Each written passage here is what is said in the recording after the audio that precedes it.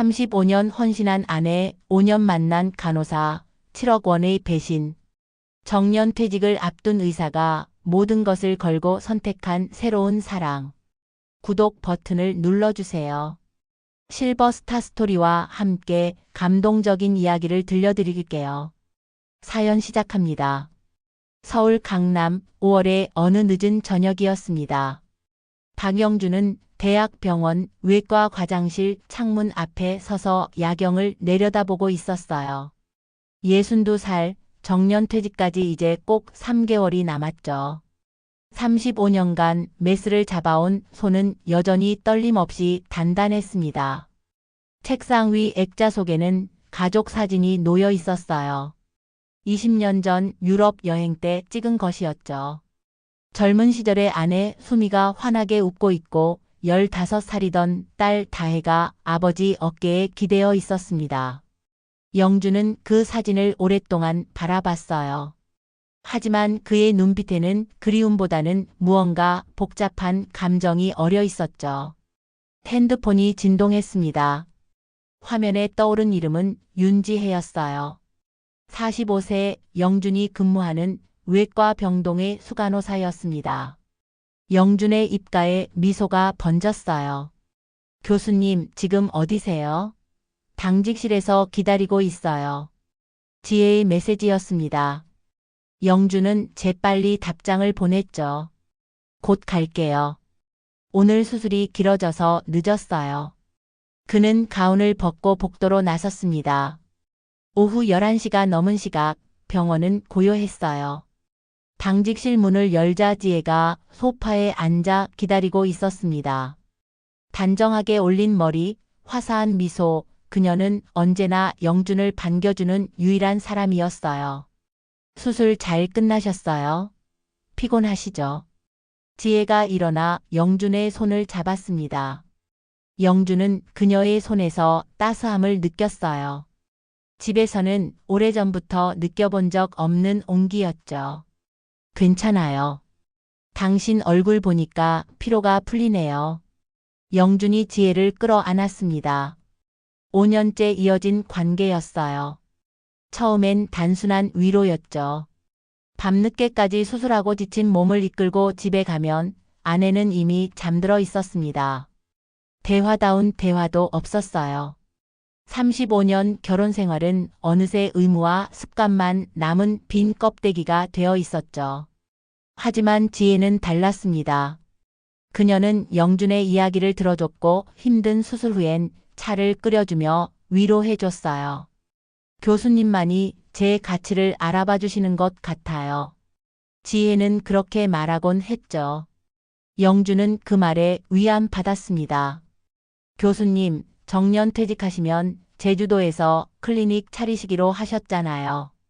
저도 함께 가는 거죠? 지혜가 영준의 눈을 들여다보며 물었습니다. 영준은 고개를 끄덕였어요. 당연하죠. 모든 준비가 다 됐어요. 다음 달이면 부동산 계약하고 퇴직하면 바로 내려갈 거예요. 영준의 목소리는 확신에 차 있었습니다. 그는 이미 6개월 전부터 계획을 실행에 옮기고 있었어요. 퇴직금 5억 원은 지혜 명의 계좌로 조금씩 이체했죠. 주식과 펀드도 모두 현금화해서 지혜에게 넘겼습니다. 집사람은 모를 거예요. 통장 관리는 제가 하니까요. 영준은 자신의 계획이 완벽하다고 믿었습니다. 같은 시각 강남의 한 아파트에서는 수미가 거실 소파에 앉아 있었어요. 58살, 그녀는 35년간 한결같이 남편을 내조해온 여자였습니다. 새벽같이 병원 가는 남편을 위해 아침을 차려주고 늦은 밤 돌아오면 따뜻한 물수건을 건네주며 살아왔죠. 하지만 요즘 수미는 뭔가 달라지고 있었습니다. 석 달 전부터 서예 학원을 다니기 시작했어요. 처음엔 시간이나 때우려고 시작한 일이었죠. 그런데 붓을 잡고 먹을 갈다 보니 수미는 자신 안에 잠들어 있던 무언가가 깨어나는 걸 느꼈습니다. 이제 내 인생도 좀 살고 싶어요. 수미는 가끔 거울 앞에서 그렇게 중얼거리곤 했어요. 수미는 시계를 봤습니다. 자정이 가까워지고 있었어요. 남편은 또 수술이 길어진다며 연락이 없었죠. 수미는 한숨을 쉬며 일어났습니다. 내일 아침 일찍 장을 봐야 했어요. 남편이 좋아하는 된장찌개 재료를 사러 가야 했죠. 그때 핸드폰이 울렸습니다. 남편에게서 온 메시지였어요. 오늘 병원에서 자고 갈게요. 내일 아침 일찍 수술 있어서요. 걱정하지 마세요. 수미는 메시지를 읽고 핸드폰을 내려놓았습니다. 익숙한 일이었어요. 1년에 100번도 넘게 받는 메시지였죠. 수미는 불을 끄고 침실로 들어갔습니다. 넓은 침대에 혼자 누워 천장을 바라봤어요. 언제부터였을까요? 남편과의 대화가 이렇게 사무적이 된 게. 수미는 알 수 없었습니다. 다음 날 오전 수미는 남편의 세탁물을 정리하고 있었어요. 옷장에서 남편의 재킷을 꺼내는데 주머니에서 영수증 한 장이 떨어졌습니다. 수미는 무심코 그걸 집어들었죠. CJ 이탈리안 레스토랑 마이너스 23만 5천 원. 영수증의 날짜는 지난주 목요일이었습니다. 수미는 그날을 기억했어요.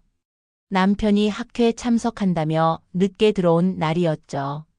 하지만 학회 만찬이 23만 원이나 할 리 없었습니다. 게다가 영수증엔 와인 2병이 적혀 있었어요. 수미의 가슴이 철렁했습니다. 일주일이 지났습니다. 수미는 그 영수증 이후로 남편의 행동을 유심히 관찰하기 시작했어요. 밤늦게 돌아올 때마다 셔츠에서 나는 낯선 향수 냄새, 핸드폰을 볼 때 미묘하게 달라지는 표정, 이 모든 게 수미의 불안을 키웠습니다. 토요일 저녁이었어요.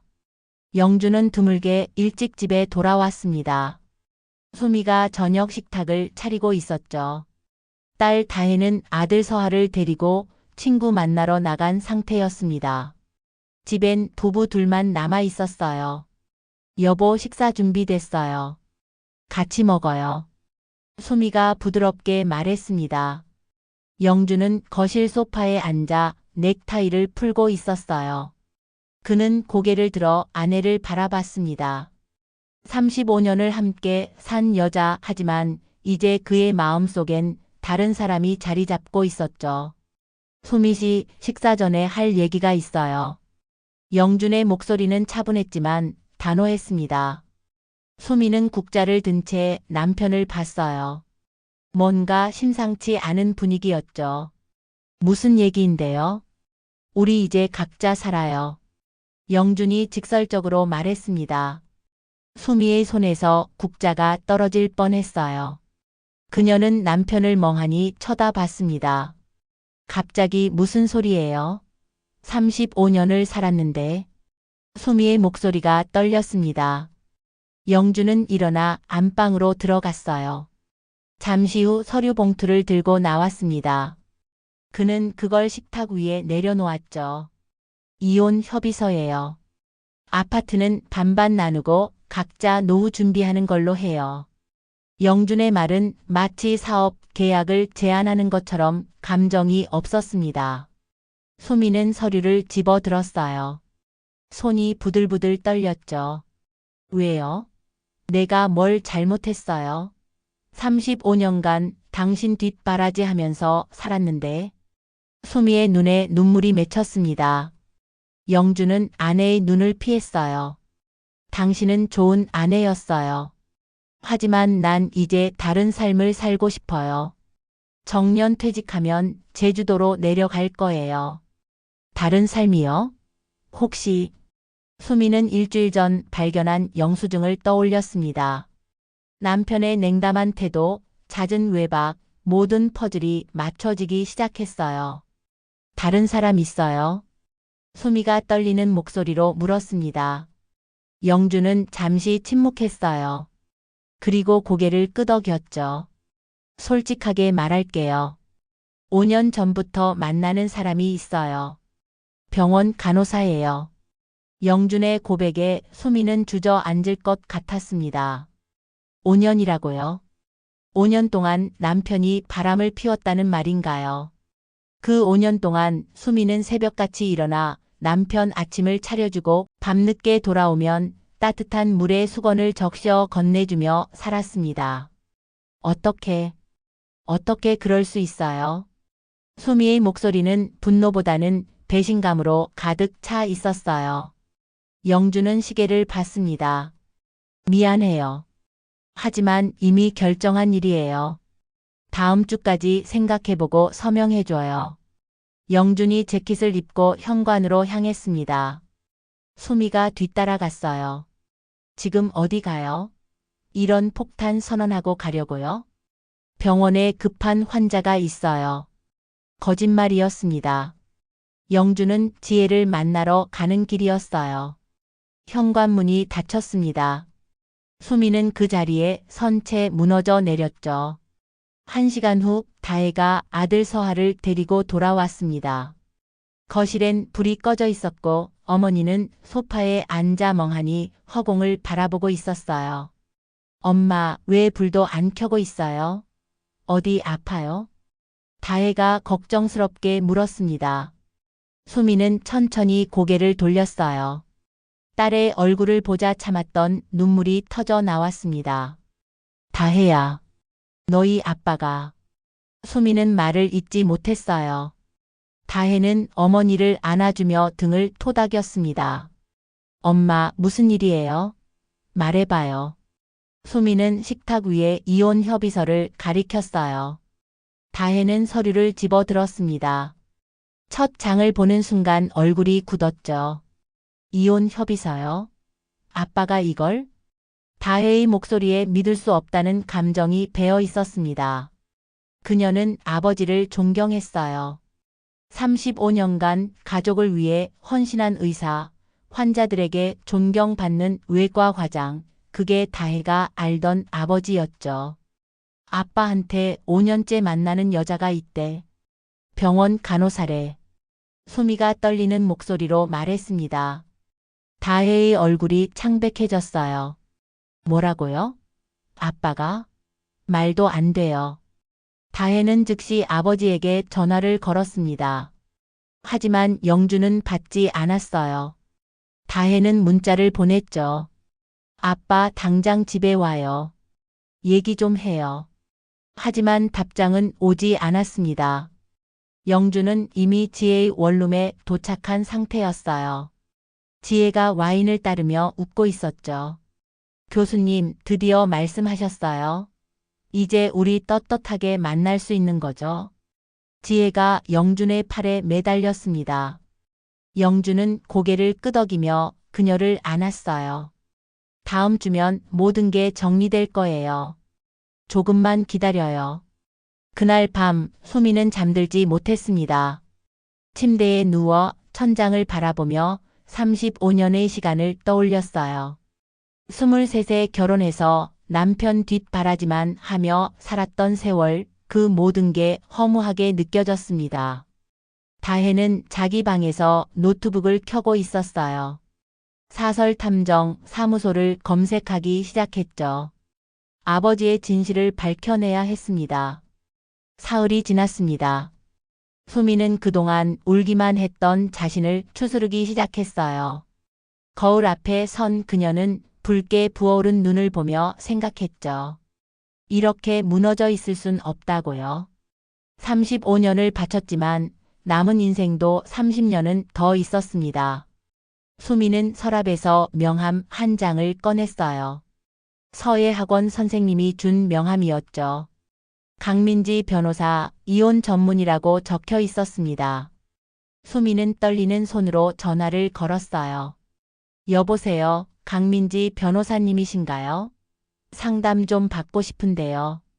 수미의 목소리는 처음엔 떨렸지만 점점 단단해졌습니다. 변호사는 다음 날 오전 10시에 오라고 했어요. 수미는 전화를 끊고 깊게 숨을 들이쉬었습니다. 이제 싸워야 할 때였죠. 같은 시각 다혜는 사설탐정 사무소에 있었습니다. 김철수 탐정이 책상 너머로 다혜를 바라보고 있었어요. 조사 대상이 아버님이시라고요? 김 탐정이 조심스럽게 물었습니다. 다혜는 고개를 끄덕였어요. 네, 아버지가 5년째 불륜 중이래요. 그 여자가 누군지 정확히 뭘 하는 사람인지 알아야 해요. 엄마를 도와드려야 하거든요. 다혜의 눈빛은 단호했습니다. 일주일 전만 해도 그녀는 아버지를 세상에서 가장 존경했어요. 하지만 이제는 달랐죠. 아버지는 가족을 배신한 사람이었습니다. 알겠습니다. 일주일 정도 시간을 주세요. 상세한 보고서를 드리겠습니다. 김 탐정이 계약서를 내밀었어요. 다혜는 서명했습니다. 착수금 200만 원을 계좌이체로 보냈죠. 그날 저녁 영준이 집에 돌아왔습니다. 현관문을 여는데 거실에 다혜가 팔짱을 끼고 서 있었어요. 얼굴에는 차가운 표정이 어려 있었죠. 아빠, 우리 얘기 좀 해요. 다혜의 목소리는 얼음장처럼 차가웠습니다. 영준은 구두를 벗으며 딸을 봤어요. 무슨 얘기? 어떻게 그러실 수 있어요? 엄마가 얼마나 아빠를 위해 희생했는데요. 다혜의 목소리가 높아졌습니다. 영준은 거실로 들어가 소파에 앉았어요. 다혜야, 이건 어른들 일이야. 내가 끼어들 일이 아니야. 어른들 일이요? 35년을 함께 산 엄마한테 이혼 통보하는 게 어른들 일이에요. 5년이나 바람 피우고도 당당하게 이혼하자고 하는 게요. 다혜가 소리쳤습니다. 영준의 얼굴이 굳었어요. 넌 내 인생을 몰라. 35년간 얼마나 외로웠는지. 외로웠다고요? 그럼 엄마는요? 새벽같이 일어나 아빠 아침 차려주고 밤늦게 돌아와도 웃으며 맞아준 엄마는 외롭지 않았을 것 같아요. 다혜의 목소리가 떨렸습니다. 영준은 대답하지 못했어요. 그때 안방에서 수미가 나왔습니다. 그녀의 눈빛은 이전과 달랐어요. 더 이상 눈물로 젖어 있지 않았죠. 다혜야, 됐어. 아빠랑 얘기는 내가 할게. 수미가 차분하게 말했습니다. 다혜는 어머니를 봤어요. 뭔가 달라진 모습이었죠. 여보, 아니 박영준 씨. 내일 변호사 사무실에서 만나요. 이혼하려면 제대로 합시다. 수미의 말에 영준이 눈을 크게 떴습니다. 변호사요? 네, 35년 내조한 대가 제대로 받을 거예요. 아파트 절반은 당연하고 위자료도 청구할 겁니다. 수미의 목소리는 단호했습니다. 영준은 당황한 기색이 역력했어요. 당신이 변호사까지 쓸 줄은 몰랐네요. 몰랐죠. 전 35년간 당신이 시키는 대로만 살았으니까요. 하지만 이젠 달라요. 제 권리는 제가 찾을 거예요. 수미가 안방으로 들어가며 문을 닫았습니다. 영준은 멍하니 앉아 있었어요. 계획이 틀어지기 시작했죠. 한편 강남의 한 고급 레스토랑에서는 지혜가 한 남자와 식사를 하고 있었습니다. 50대 중반의 남자, 성형외과 원장 이태수였어요.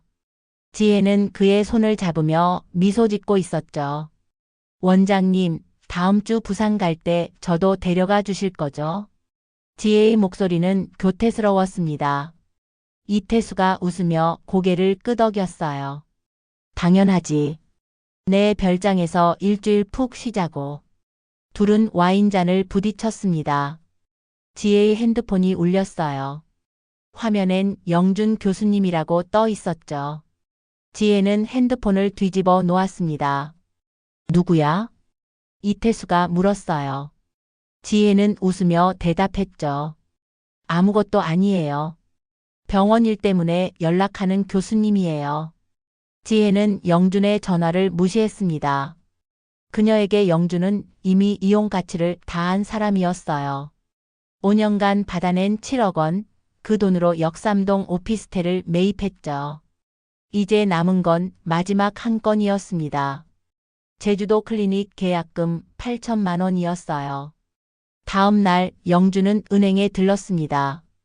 지혜에게 제주도 부동산 계약금을 보내야 했어요. 창구 직원이 물었죠. 8천만 원 이체하시는 거 맞으시죠? 수취인은 윤지혜 씨고요. 네, 맞아요. 영준이 확인 버튼을 눌렀습니다. 송금이 완료됐다는 메시지가 떴어요. 영준은 만족스러운 미소를 지었죠. 이제 석 달만 참으면 지혜와 제주도에서 새로운 삶을 시작할 수 있었습니다. 하지만 영준은 몰랐어요.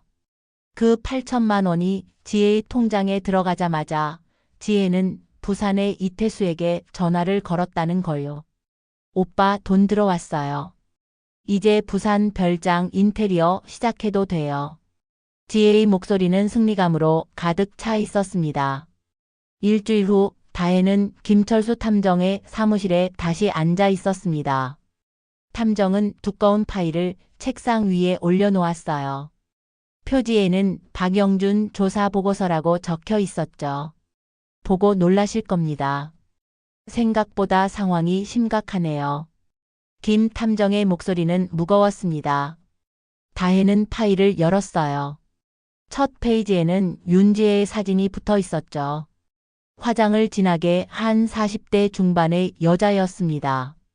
윤지혜, 병원 기록상 45세로 되어 있지만 실제로는 52살입니다. 10년 전 성형외과에서 안면 전체 수술을 받았어요. 얼굴뼈 재배치, 눈, 코, 입 다 손댔죠. 탐정이 다음 페이지를 넘겼습니다. 지혜의 과거 사진들이 나왔어요. 성형 전의 모습은 전혀 달랐죠. 그리고 이게 제일 중요한데요. 8년 전 사기죄로 징역 1년을 살았습니다. 유부남 의사를 상대로 결혼 빙자 사기를 쳤어요. 3억 원을 뜯어냈죠. 다혜의 얼굴이 창백해졌습니다. 탐정은 계속 페이지를 넘겼어요. 더 있습니다. 현재 윤지혜는 부산에 사는 이태수라는 성형외과 원장과도 교제 중이에요. 이 남자한테서도 상당한 금액을 받아낸 것으로 보입니다. 탐정이 사진 몇 장을 꺼냈습니다. 부산 해운대의 한 고급 레스토랑, 지혜가 50대 남자와 다정하게 식사하는 모습이었어요. 또 다른 사진에는 둘이 호텔로 들어가는 장면도 있었죠. 그리고 이건 결정적인 증거입니다. 탐정이 은행 거래 내역서를 내밀었어요. 다혜는 숨이 막히는 것 같았습니다. 지난 5년간 아버님이 윤지혜에게 송금한 총액이 7억 원입니다. 처음엔 500만 원, 1000만 원씩 소액으로 시작했다가 점점 금액이 커졌어요. 작년부터는 억 단위로 송금했죠. 7억 원이요? 다혜의 목소리가 떨렸습니다. 탐정은 고개를 끄덕였어요. 네, 퇴직금 5억 원 전액, 그리고 주식 매도 대금 2억 원이 모두 윤지혜 명의 계좌로 들어갔습니다. 일주일 전엔 8천만 원도 추가로 송금했고요. 다혜는 파일을 꽉 쥐었습니다. 아버지가 이렇게까지 당하고 있다는 게 믿기지 않았어요. 윤지혜는 그 돈으로 뭘 했나요? 역삼동 오피스텔 한 채를 매입했습니다. 3억 5천에 샀어요. 그리고 명품 가방, 자동차, 나머지는 부산 남자와의 관계 유지에 쓴 것 같습니다. 탐정이 마지막 페이지를 펼쳤습니다. 역삼동 오피스텔 등기부 등본이었어요. 소유자는 윤지혜로 되어 있었죠. 제주도 클리닉은 어떻게 됐나요? 아버지가 그 여자랑 제주도 가서 클리닉 연다고 했거든요. 다혜가 물었습니다. 탐정은 고개를 저었어요. 제주도 부동산은 계약도 안 했습니다. 윤지혜가 거짓말한 거죠. 아버님이 보낸 8천만 원은 부산 남자의 별장 인테리어 비용으로 쓰였어요. 다혜는 파일을 덮었습니다. 더 이상 볼 수가 없었어요. 아버지가 완전히 속고 있었던 겁니다. 그날 저녁 다혜는 어머니와 마주 앉았습니다. 거실 테이블 위에 탐정 보고서가 놓여 있었어요. 수미는 천천히 파일을 넘기며 읽고 있었죠. 엄마, 괜찮으세요? 다혜가 조심스럽게 물었습니다. 수미는 파일을 덮고 창밖을 바라봤어요. 그녀의 눈에는 눈물이 아니라 묘한 감정이 어려 있었습니다. 허무하네. 35년을 바쳤는데 저런 사기꾼한테 넘어가다니. 수미의 목소리는 담담했습니다. 다혜는 어머니가 화를 낼 거라고 예상했어요. 하지만 수미는 오히려 냉정했죠. 엄마, 아빠한테 보여줘야 해요. 저 여자가 사기꾼이라는 거. 아니야. 말해도 소용없어. 내 아빠는 안 믿을 거야. 수미가 고개를 저었습니다. 35년을 함께 산 남편이었어요. 그녀는 알고 있었죠. 영주는 자기가 보고 싶은 것만 보는 사람이었습니다. 그럼 어떡해요? 내 아빠가 스스로 깨달을 때까지 기다리는 수밖에 없지. 그 전에 엄마는 엄마 할 일을 할 거야. 수미가 일어나 서재로 갔습니다. 잠시 후 서류 몇 장을 들고 나왔어요. 아파트 등기부 등본과 영준의 통장 4번이었죠. 다혜야, 이것들 변호사님한테 전해줘. 재산분할 소송 준비해야 해. 수미의 눈빛은 단호했습니다. 다혜는 어머니의 달라진 모습에 놀랐어요. 일주일 전 울기만 하던 여자가 아니었죠. 그날 밤 영주는 병원 당직실에서 지혜에게 전화를 걸었습니다. 하지만 지혜는 받지 않았어요. 세 번째 전화에서야 연결됐죠. 여보, 왜 전화 안 받았어요? 보고 싶었는데. 영준의 목소리는 애정으로 가득했습니다. 하지만 지혜의 대답은 차가웠어요. 교수님, 지금 좀 바빠요. 내일 병원에서 봐요. 지혜가 서둘러 전화를 끊었습니다. 영주는 핸드폰을 내려다 봤어요. 요즘 지혜가 이상했죠. 예전만큼 다정하지 않았습니다. 영주는 불안했지만 곧 그 생각을 떨쳐냈어요. 지혜가 바쁜 거겠지. 석 달만 참으면 둘이 제주도에서 행복하게 살 수 있을 거라고 스스로를 달랬죠. 같은 시각 부산의 한 고급 별장에서 지혜는 이태수와 와인을 마시고 있었습니다. 벽 난로에 불이 타오르고 있었어요. 자기야, 박영준 그 인간 언제까지 끌 거야? 이태수가 물었습니다. 지혜가 웃으며 대답했죠. 한두 달만 더요. 정년 퇴직금 받으면 마지막으로 한 건 더 뜯어낼 거예요. 그 다음엔 연락 끊을 거고요. 지혜의 눈빛은 차갑고 계산적이었습니다. 이태수가 그녀의 어깨를 감싸며 웃었어요. 역시 내 여자야. 영리해. 둘은 와인잔을 부딪혔습니다. 지혜의 핸드폰에 영준에게서 또 문자가 왔지만 그녀는 확인도 하지 않았어요. 한 달이 흘렀습니다. 서울가정법원 3층 조정실 오전 10시였어요. 수미와 영준이 각자의 변호사와 함께 마주 앉아 있었죠. 한 달 사이 두 사람은 더욱 멀어져 보였습니다. 수미는 검은색 정장을 입고 있었어요. 머리를 단정하게 올렸고 화장도 했죠. 예전의 수동적인 모습은 찾아볼 수 없었습니다. 영주는 넥타이를 매만지며 불안한 기색을 감추지 못했어요. 그럼 양측의 주장을 들어보겠습니다. 조정위원이 말했습니다. 영준의 변호사가 먼저 입을 열었어요. 박영준 씨는 35년간 가장으로서 충실히 책임을 다했습니다. 생활비도 넉넉히 제공했고 아파트도 마련했죠. 퇴직금은 본인의 노후 대비를 위한 것으로 아내가 절반을 요구하는 건 과도합니다.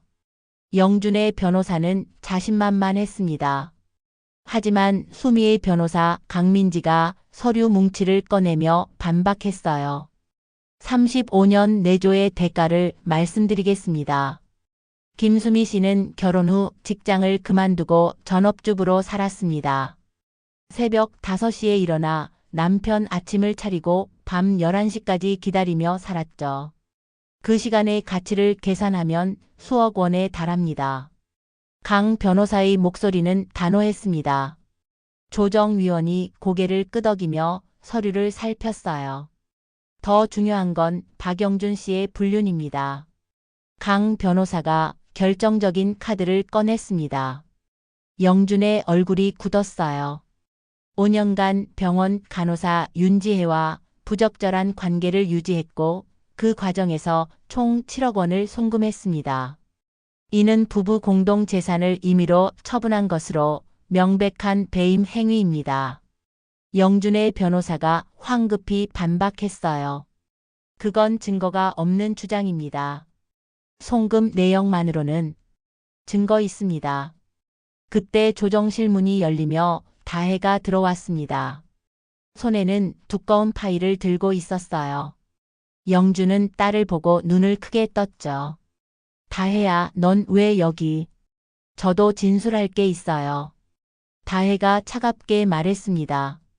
그녀는 조정위원에게 파일을 건넸어요. 탐정 보고서였죠. 이게 뭡니까? 조정위원이 물었습니다. 다혜가 대답했어요. 아버지와 윤지혜의 5년간 불륜 관계를 입증하는 자료입니다. 호텔 출입 기록, 문자 메시지 복원본, 송금 내역 모두 들어있어요. 영준은 믿을 수 없다는 표정으로 딸을 바라봤습니다. 네가 왜 내 엄마 편을? 난 내 아빠잖아. 전 정의의 편이에요. 아빠가 잘못하셨어요. 다혜의 목소리는 흔들리지 않았습니다. 영준은 할 말을 잃었어요. 조정위원이 파일을 펼쳐보기 시작했죠. 페이지를 넘길수록 표정이 굳어졌습니다. 이건 상당히 구체적인 증거네요. 조정위원이 영준을 쳐다봤습니다. 영준의 변호사도 당황한 기색이 역력했어요. 박영준 씨, 이 내용이 사실입니까? 영준은 침묵했습니다. 부인할 수 없었어요. 모든 증거가 명백했죠. 오늘 조정은 여기까지 하고 다음 주에 판결 선고하겠습니다. 조정위원이 말했습니다. 수미는 조용히 일어나 밖으로 나갔어요. 영준이 뒤따라가며 불렀죠. 수미 씨, 잠깐만요. 우리 얘기 좀 해요. 수미가 돌아섰습니다. 그녀의 눈빛은 차가웠어요. 더 이상 할 말 없어요. 법원 판결 기다리죠. 수미가 엘리베이터로 향했습니다. 다혜가 어머니를 따라갔어요. 영준은 그 자리에 서서 두 사람의 뒷모습을 바라봤죠. 일주일 후 판결이 나왔습니다. 강남 아파트 시가 30억 원의 50%인 15억 원은 수미에게, 나머지 15억 원은 영준에게 돌아갔어요. 여기에 위자료 1억 5천만 원도 수미에게 지급하라는 판결이었죠. 영준은 법원 복도에 주저앉을 뻔했습니다. 퇴직금 5억 원은 이미 지혜에게 넘어간 상태였어요. 주식도 다 팔아서 지혜에게 줬죠. 이제 남은 건 아파트 지분 15억 뿐이었는데 위자료까지 내면 실제로 손에 쥐는 돈은 13억 5천만 원이었습니다. 영준은 떨리는 손으로 지혜에게 전화를 걸었어요. 6번째 통화 시도 끝에 지혜가 받았죠. 여보, 큰일 났어요. 법원에서 위자료까지 내라고 해서. 영준의 목소리는 다급했습니다.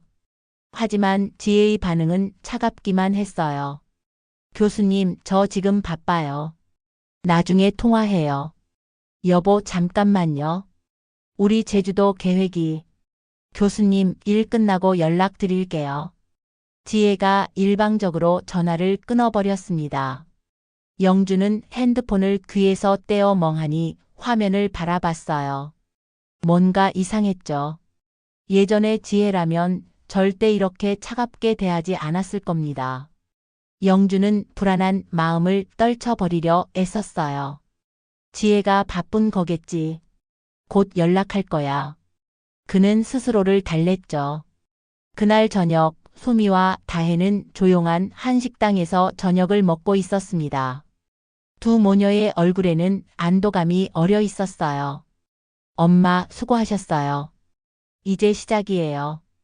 다혜가 어머니의 손을 잡았습니다. 수미는 미소 지으며 고개를 끄덕였어요. 응. 15억이면 우리 충분히 잘 살 수 있어. 내 갤러리, 카페 창업 자금도 되고. 수미의 목소리는 미래를 향해 있었습니다. 더 이상 과거에 얽매이지 않았죠. 한편 영주는 병원 당직실에서 소주를 마시고 있었어요. 혼자서 반병을 비웠습니다. 핸드폰을 보니 지혜에게서 아무 연락이 없었죠. 그는 문득 불길한 예감이 들었습니다. 하지만 그 예감이 현실이 될 줄은 아직 몰랐어요. 더 큰 배신이 그를 기다리고 있다는 것도요. 판결 이후 2주일이 지났습니다. 영주는 지혜와 연락이 되지 않았어요. 전화도 받지 않고 문자도 읽지 않았죠. 병원에 나와도 얼굴을 보기 힘들었습니다. 영준의 불안은 점점 커져갔어요. 드디어 영준은 결심했습니다. 제주도로 직접 가기로요. 지혜가 부동산 계약했다던 그곳을 확인해야 했죠. 그는 병원에 사흘간 휴가를 냈습니다. 제주공항에 도착한 건 오후 2시였어요. 영주는 렌터카를 빌려 지혜가 알려준 주소로 향했습니다. 서귀포 앞바다가 보이는 언덕이었죠. 하지만 도착해보니 그곳엔 아무것도 없었어요. 빈 땅뿐이었습니다. 영주는 근처 부동산에 들어가 물어봤어요. 여기 최근에 클리닉 부지로 거래된 땅 있나요? 윤지혜라는 이름으로요. 부동산 중개인이 고개를 저었습니다. 그런 거래 없었는데요. 이 근처는 작년부터 거래 자체가 별로 없었어요. 영준의 얼굴이 창백해졌어요. 지혜가 거짓말을 한 걸까요? 8천만 원은 어디에 쓴 거죠? 그는 다시 지혜에게 전화를 걸었습니다. 이번엔 받았어요. 지혜야, 나 지금 제주도야. 근데 부동산이 어디에 있는 거야? 주소지에 가봤는데 아무것도 없어. 영준의 목소리는 떨리고 있었습니다. 전화기 너머로 잠시 침묵이 흘렀어요. 교수님, 제주도요? 왜 갑자기 거기 가셨어요? 지혜의 목소리가 당황한 듯 했습니다. 당신이 준 주소로 왔는데 아무것도 없다고. 계약은 한 거 맞아? 전화기 너머로 남자의 웃음소리가 들렸습니다. 영주는 순간 얼어붙었어요. 지혜야, 거기 누구 있어? 침묵이 흘렀습니다. 그리고 지혜가 한숨을 쉬며 말했어요. 교수님, 부산으로 오세요. 이야기할 게 있어요. 해운대 그랜드 호텔이요. 부산이요? 당신 지금 부산에 있어? 네, 위치 보낼게요. 지혜가 일방적으로 전화를 끊었습니다. 영주는 핸드폰을 쥔 채 멍하니 서 있었어요. 뭔가 크게 잘못되고 있다는 걸 직감했죠. 다음 날 아침 영주는 부산행 비행기를 탔습니다. 제주도에서 부산까지 그는 밤새 잠을 이루지 못했어요. 지혜에게서 온 위치를 확인하니 해운대의 고급 별장 단지였죠. 오전 11시 영주는 택시를 타고 그곳에 도착했습니다. 해변이 한눈에 보이는 3층짜리 하얀 별장이었어요. 대문 앞에 고급 외제차 2대가 주차되어 있었죠. 영준이 초인종을 눌렀습니다. 잠시 후 지혜가 가운을 입고 나왔어요. 화장기 없는 맨얼굴이었는데 영준이 알던 모습과 달랐습니다. 나이가 훨씬 들어 보였죠. 들어와요. 지혜의 목소리는 차가웠습니다. 영준은 별장 안으로 들어갔어요. 거실은 호화롭게 꾸며져 있었죠. 그리고 소파에 50대 중반의 남자가 앉아 신문을 보고 있었습니다. 이분은 이태수 원장님이에요. 제 약혼자죠. 지혜가 태연하게 소개했습니다.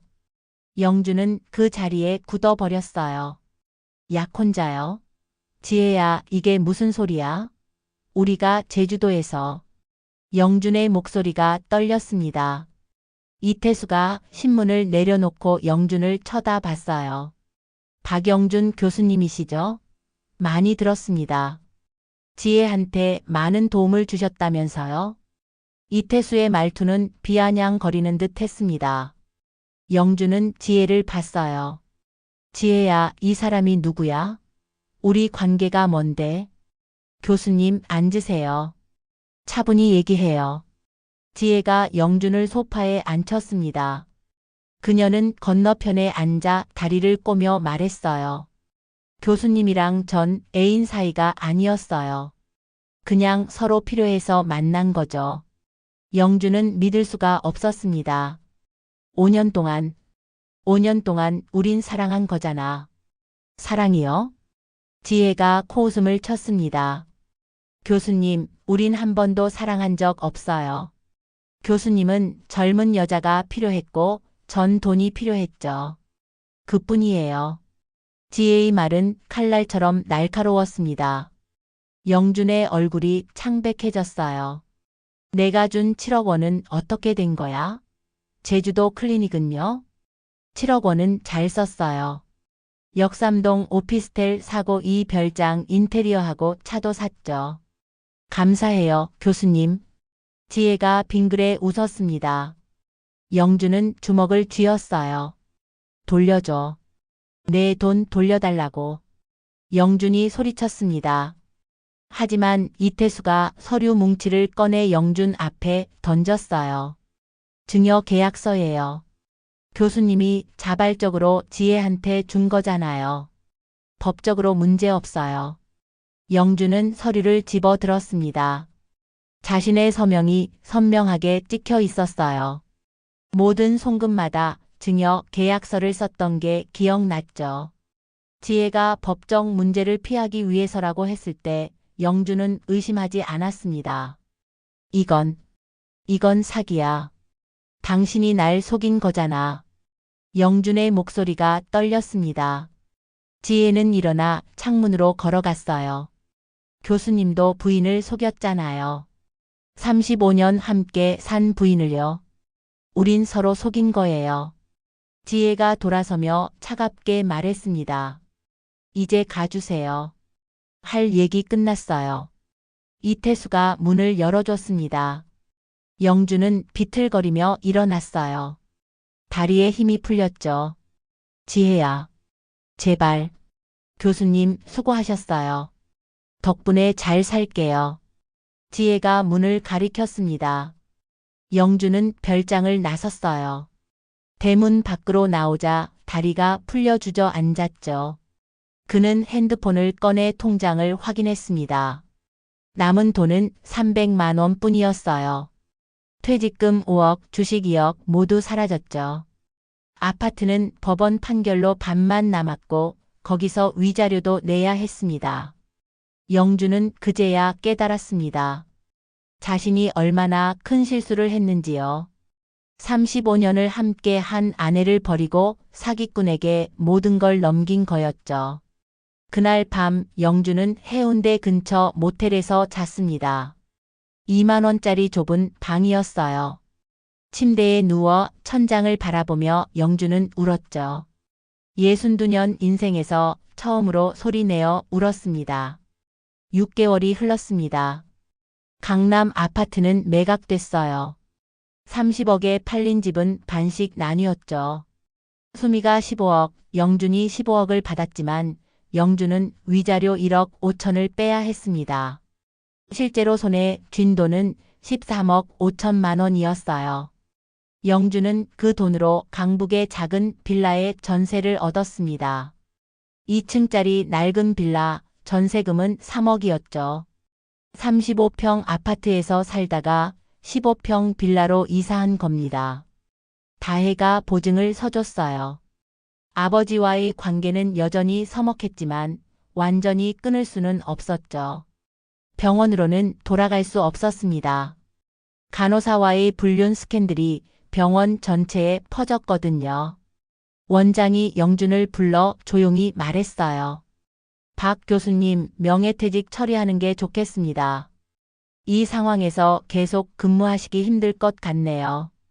결국 영준은 정년을 석 달 앞두고 쫓겨났습니다. 퇴직금도 이미 지혜에게 넘어간 상태였죠. 영준에게 남은 건 빌라 전세금을 제외한 10억 원뿐이었어요. 62살 외과 의사의 재취업은 쉽지 않았습니다. 대형 병원은 나이 때문에 받아주지 않았어요. 개인 병원들도 불륜 소문을 듣고는 거절했죠. 석 달간 이력서를 넣었지만 모두 떨어졌습니다. 결국 영준은 강북의 작은 내과의원에 취직했어요. 20년 차 원장이 운영하는 동네 병원이었죠. 월급은 300만 원, 주 6일 근무였습니다. 대학병원 과장 시절 받던 1,000만 원과는 비교도 안 됐어요. 첫 출근일 영준은 하얀 가운을 입고 진료실에 앉았습니다. 좁은 책상과 낡은 의자, 35년간 써온 과장실과는 천지 차이였어요. 문이 열리며 환자가 들어왔죠. 선생님, 감기 걸린 것 같아요. 환자는 영준을 선생님이라 불렀습니다. 예전엔 교수님이라 불렸는데요. 영준은 쓴 웃음을 지으며 청진기를 들었어요. 저녁 6시 영준은 빌라로 돌아왔습니다. 좁은 방에는 침대와 작은 식탁이 전부였어요.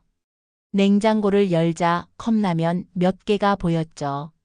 영준은 물을 끓여 라면을 끓였습니다. 혼자 먹는 저녁이었어요.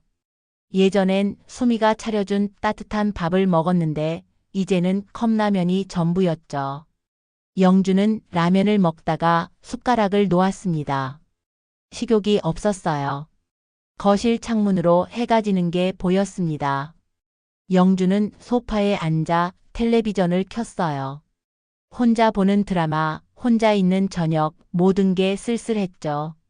같은 시각 인사동의 한 갤러리에서는 화려한 조명이 켜져 있었습니다.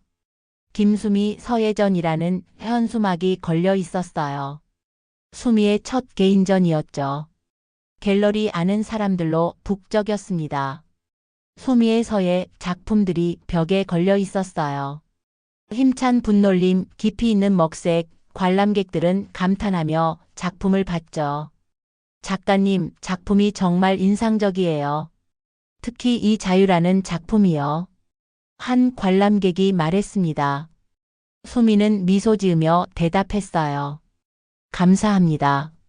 제 인생의 전환점을 담은 작품이에요. 작품 속엔 자유라는 큰 글씨가 힘차게 쓰여 있었습니다. 수미가 이혼 후 처음으로 쓴 글씨였어요. 35년의 속박에서 벗어난 해방감이 담겨 있었죠. 엄마 축하해요. 다혜가 샴페인을 들고 다가왔습니다. 손자 서하도 함께였어요. 할머니 멋있어요. 서하가 할머니 손을 잡았습니다. 수미는 손자를 안아 올렸어요. 우리 서하 덕분이야. 서하가 응원해줘서 할머니가 힘냈어. 전시회는 성공적이었습니다. 20점 중 15점이 팔렸어요. 한 작품에 500만 원씩 총 7,500만 원의 수입이 생겼죠. 수미는 믿기지 않았습니다. 자신의 작품이 이렇게 인정받을 줄은요. 엄마, 이제 정식 작가네요. 다음 달부터 학원 강사도 시작하시잖아요. 다혜가 자랑스럽게 말했습니다. 수미는 이미 서예학원 2곳에서 강사 제의를 받았어요. 한 곳당 월 200만 원, 총 400만 원의 고정 수입이 생기는 거였죠. 그리고 우리 갤러리 카페도 다음 주에 오픈이에요. 다혜가 핸드폰으로 사진을 보여줬습니다. 인사동 골목 안쪽에 한옥을 개조한 카페였어요. 1층은 카페, 2층은 작은 갤러리로 꾸몄죠. 수미의 작품도 몇 점 전시할 예정이었습니다. 투자금은 다혜와 수미가 반씩 냈어요. 다혜가 3억, 수미가 3억, 총 6억으로 만든 공간이었죠. 수미의 15억 중 6억을 투자한 겁니다. 나머지는 안전하게 예금에 넣어뒀어요. 엄마 행복하세요? 다혜가 물었습니다. 수미는 갤러리를 둘러보며 고개를 끄덕였어요. 응. 이혼이 끝이 아니라 시작이었어. 58년을 살았는데 이제야 내가 누군지 알겠어. 수미의 목소리는 확신에 차 있었습니다. 35년간 박영준의 아내로만 살았던 여자가 이제는 서예가 김수미가 된 거였죠. 전시회가 끝난 밤 수미와 다혜는 인사동 한정식집에서 저녁을 먹었습니다. 서하는 친구 집에서 자기로 했어요. 엄마, 아빠한테서 연락 왔어요. 서하 보고 싶다고요. 다혜가 조심스럽게 말했습니다. 수미는 젓가락을 놓으며 물었어요. 넌 어떻게 하고 싶어? 전 괜찮아요. 서하도 할아버지 보고 싶어 하고요. 명절 때나 가끔 만나게 해주려고요. 다혜의 말에 수미는 고개를 끄덕였습니다. 그래. 내 아빠지만 서하 할아버지이기도 하니까. 완전히 끊을 순 없지. 수미는 영준을 미워하지 않았어요. 오히려 감사했죠. 영준이 이혼을 요구하지 않았다면 수미는 영원히 누군가의 아내로만 살았을 겁니다. 그날 밤 두 곳의 풍경은 극명하게 달랐습니다. 인사동 한옥 카페 앞에서 수미와 다혜는 웃으며 걸어가고 있었어요. 미래를 이야기하며 행복한 시간을 보냈죠. 강북 빌라에서 영준은 소파에 앉아 있었습니다. 텔레비전은 켜져 있었지만 아무것도 보이지 않았어요. 그는 핸드폰을 꺼내 가족 사진을 봤죠. 20년 전 유럽에서 찍은 사진이었습니다. 사진 속 수미는 환하게 웃고 있었어요. 영준은 그 미소가 자신 때문이라고 믿었죠. 하지만 이제 알았습니다. 그건 착각이었다는 걸요. 1년이 지났습니다. 가을이 깊어가는 10월의 어느 토요일 오후였어요. 영준은 작은 빌라 거실에 앉아 핸드폰을 들여다보고 있었죠. 수미의 번호가 화면에 떠 있었습니다. 한 달 전부터 매일 그 번호를 보며 망설였어요. 영준의 1년은 고된 시간이었습니다. 동네 의원에서 주 6일 근무하며 월 300만 원을 받았죠. 빌라 관리비와 생활비를 쓰고 나면 남는 게 거의 없었어요. 63세 나이에 홀로 사는 삶은 상상했던 것보다 훨씬 힘들었습니다. 한 달에 한 번 다혜가 손자 서하를 데리고 왔어요. 짧은 만남이었죠. 서하는 할아버지를 좋아했지만 다혜는 여전히 냉담했습니다. 아버지를 용서하지 못한 거예요. 영준은 결심했습니다. 수미에게 전화를 거는 거예요.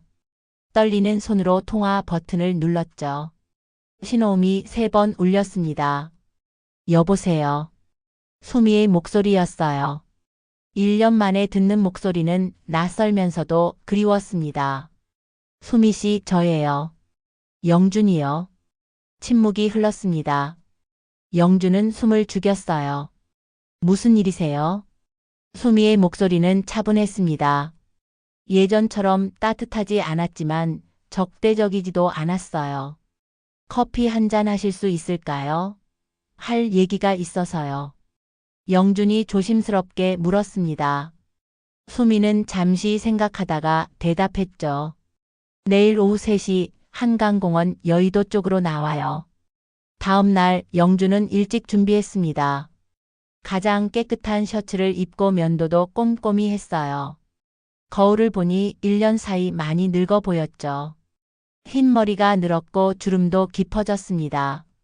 오후 3시 한강공원 벤치에 수미가 먼저 앉아 있었어요. 영준은 멀리서 그녀를 봤습니다. 놀랍게도 수미는 1년 전보다 젊어 보였어요. 단정한 옷차림, 밝은 표정, 무언가 달라져 있었죠. 오랜만이에요. 영준이 다가가 인사했습니다. 수미는 고개를 끄덕이며 자리를 가리켰어요. 영준이 옆에 앉았죠. 잘 지내셨어요? 수미가 먼저 물었습니다. 영준은 쓴 웃음을 지었어요. 뭐, 그럭저럭요. 수미 씨는 좋아 보이네요. 네, 잘 지내요. 수미의 대답은 간단했습니다. 영준은 한강을 바라보며 말을 꺼냈어요. 수미 씨, 제가 미안해요. 정말 잘못했어요. 영준의 목소리가 떨렸습니다. 수미는 대답하지 않고 물만 마셨어요. 윤지혜한테 완전히 속았어요. 7억을 다 빼앗겼죠. 지금은 강북에 전세 살면서 동네 의원 다니고 있어요. 영준이 자신의 처지를 설명했습니다. 동정을 바라는 건 아니었어요. 그냥 솔직해지고 싶었죠. 그랬군요. 수미의 반응은 담담했습니다. 영준은 용기를 내서 말을 이었어요. 수미 씨, 우리 다시 시작할 수 없을까요? 제가 정말 잘못했어요. 35년을 함께 산 사이인데. 영준의 말에 수미가 고개를 돌렸습니다. 그녀는 영준을 똑바로 쳐다봤어요. 싫어요. 수미의 대답은 단호했습니다. 영준의 얼굴이 굳었어요. 하지만 우리가 함께한 시간이 그 시간 때문에 거절하는 거예요. 수미가 말을 끊었습니다. 영준 씨, 당신이 저를 버렸을 때 전 무너졌어요. 35년을 바쳤는데 쓸모없다고 했잖아요. 그때 전 제 인생이 끝난 줄 알았죠. 수미의 목소리에 감정이 실렸습니다. 하지만 일어났어요. 아니, 일어날 수밖에 없었죠. 그리고 깨달았어요. 35년간 전 박영준의 아내로만 살았다는 걸요. 내가 누군지도 모르고요. 영준은 할 말을 잃었습니다. 수미는 계속 말했어요. 지난 1년은 제 인생에서 가장 행복한 시간이었어요. 서예 작품도 팔리고 강사 일도 하고 딸이랑 카페도 시작했죠. 사람들이 절 김수미 작가님이라고 불러요. 박영준의 아내가 아니라요. 수미의 눈빛은 확고했습니다. 당신이 윤지혜한테 속아서 돌아오고 싶은 거잖아요. 만약 그 여자가 당신을 계속 잘 대해줬다면 여기 안 왔을 거예요. 그렇죠? 영준은 대답할 수 없었어요. 수미의 말이 맞았으니까요. 영준 씨, 전 이제 제 인생을 살고 싶어요. 당신 없이요. 추억은 과거에만 존재하는 거예요. 전 미래를 보고 싶어요. 수미가 일어섰습니다. 영준도 일어나며 그녀의 손을 잡으려 했어요. 제발 한 번만 더 기회를. 수미는 손을 빼며 고개를 저었습니다. 다의 통해서 서하는 가끔 만나세요. 손자 할아버지니까요. 하지만 저와 당신은 여기까지예요. 수미가 돌아서서 걸어가기 시작했습니다. 영준은 그 자리에 서서 그녀의 뒷모습을 바라봤어요. 수미는 뒤돌아보지 않았죠. 석 달 후 12월의 어느 저녁이었습니다. 인사동 갤러리에는 또다시 많은 사람들이 모여 있었어요. 김수미 2회 개인전 마이너스 해외 초청 기념이라는 현수막이 걸려 있었죠. 수미는 검은색 한복을 입고 관람객들과 이야기하고 있었습니다. 프랑스 파리의 한 갤러리에서 초청장을 보내왔어요. 내년 봄 파리에서 전시회를 열 예정이었죠. 엄마 축하해요. 파리 전시회라니 대단해요. 다혜가 샴페인을 건넸습니다. 수미는 웃으며 받았어요. 꿈만 같아. 59에 처음 시작한 일인데 나이는 숫자일 뿐이에요. 엄마 보면서 저도 배워요. 갤러리 밖 어둠 속에서 영준이 서 있었습니다. 그는 유리창 너머로 수미를 바라보고 있었어요. 환하게 웃는 그녀의 모습이 너무나 아름다웠죠. 수미가 고개를 돌려 창밖을 봤습니다. 영준과 눈이 마주쳤어요. 잠시 두 사람의 시선이 교차했죠. 수미는 영준을 알아봤습니다. 하지만 그녀는 미소를 지으며 다시 관람객에게로 시선을 돌렸어요. 영준은 천천히 돌아섰습니다. 골목을 빠져나가며 그는 생각했어요. 수미는 정말 행복해 보였다고요. 자신 없이도 아니 자신이 없어서 더 행복해 보였죠. 영준은 지하철역으로 걸어갔습니다. 강북의 작은 빌라로 돌아갈 시간이었어요. 혼자 사는 집 컵라면이 기다리는 저녁, 그게 이제 영준의 일상이었죠. 선택에는 책임이 따르는 법이었습니다. 영준은 잘못된 선택을 했고 그 대가를 치르고 있었어요. 수미는 강요된 선택 속에서도 새로운 길을 찾아냈죠. 거리에 첫눈이 내리기 시작했습니다. 영준은 고개를 들어 하늘을 봤어요. 하얀 눈송이가 조용히 내려왔죠. 겨울이 왔습니다.